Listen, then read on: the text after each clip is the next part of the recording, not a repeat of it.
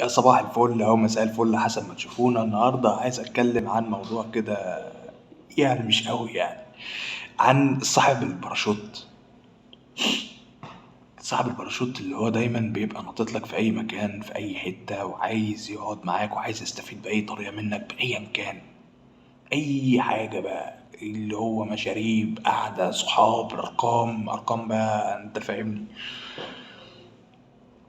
ف يا ريت يا جماعة والله، يعني إن إحنا نحرص على موضوع الصحاب ده، لأن في ناس كده يعني بيبقى ربنا باعتهم لك ابتلاء، اللي هو يعني أنا هبتليك بحاجة أنا ها أنت فاهم. فبجد والله يا جماعة يعني نحرص، اختار الرفيق قبل الطريق، علشان انت ممكن يجي في النص كده ويسيبك.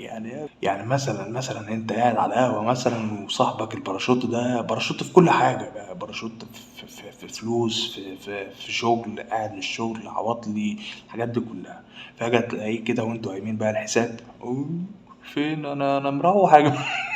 انا مروح يا جماعه، او في اي بيحصل بقى اي كلام كده، او ان هو يعمل لنفسه بقى من بنها، وان هو ما بيدفعش وبيعدي كده، يعني بتعدي يعني بس مره والتانية والتالتة.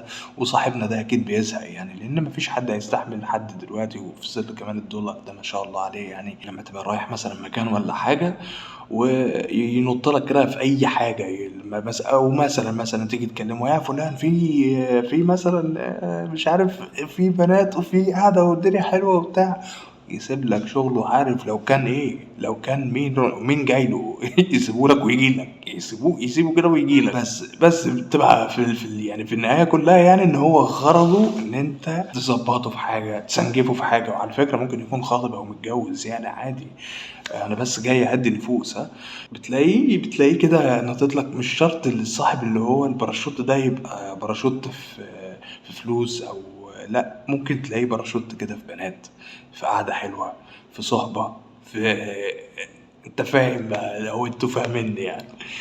يا ريت بس والنبي نحرص من اخواننا دول، اخواتنا برضه يعني، بس اللي هو ايه، بحدود. اللي هو هتقرب بس، لو عديت الخط ده مش هعرفك تاني يعني. بس يا رب يكون الفيديو كده خفيف عليكم، ونتقابل في فيديو تاني كده بإذن الله. سلام.